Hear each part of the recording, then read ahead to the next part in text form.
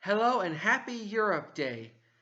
Every year on Europe Day for at least the past 20 years, I send my friends on my email list an update of the progress made vis-a-vis Euro-Atlantic integration during the previous 12 months.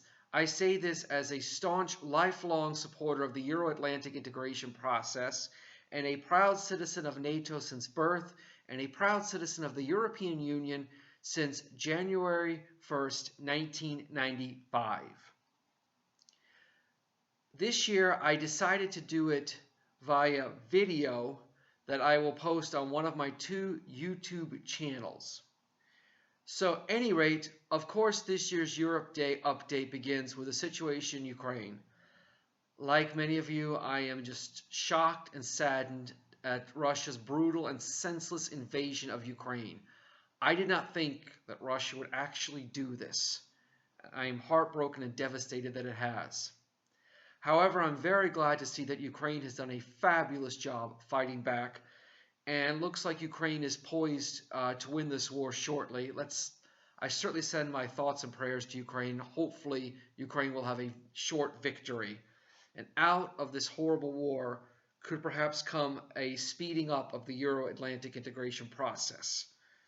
And what I mean by that is finally, it looks like Ukraine is going to be given candidate status for European Union membership. The European Union has not enlarged eastward fast enough for my liking, and it was looking like the process was starting to stall. Yeah, the remaining Western Balkan countries, such as Montenegro, would probably get in soon, but beyond the Western Balkans, further eastward enlargement was looking like a stalled process vis-a-vis Ukraine, Georgia, Moldova. And this, thankfully, looks like Ukraine will be getting candidate status and a fast track to European Union membership, which by default will probably give a fast track to European Union membership for Moldova. And looks like it's putting Georgia back on the radar screen. Of course, if Georgia joins the European Union, that will make me a citizen of this fabulous organization 2 times over, and I would be thrilled.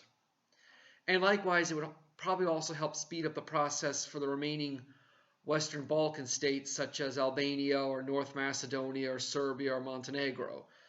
Obviously, I would dearly love to see all those countries get in the European Union as soon as possible as well.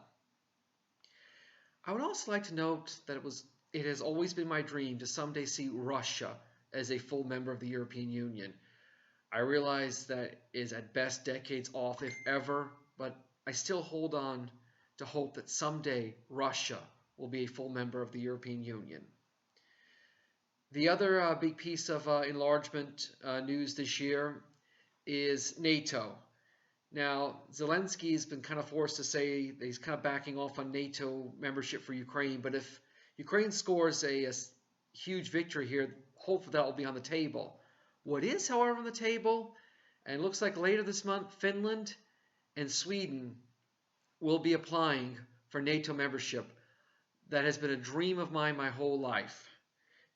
And if Sweden joins NATO, I will be a citizen of NATO 2 times over. Likewise, hopefully this will speed up Georgia's membership in NATO, which would make me a citizen of NATO 3 times over.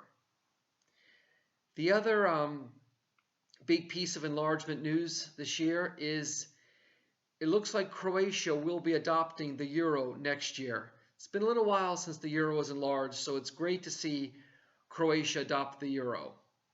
In fact, Croatian coins have already been chosen, as have Bulgarian coins. And hopefully Bulgaria is only a few years off from joining the euro as well.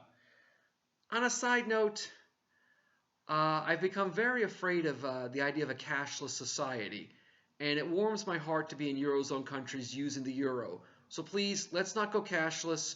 Let's use euro banknotes and coins as much as we can, or your equivalent in your country, no matter where in the world you're living. But again, that's a side note. So that pretty much sums up this year's Europe Day update. So Slava Ukraini, and forward with NATO, European Union, and Eurozone enlargement. I'm Dr. Carl. Happy Europe Day.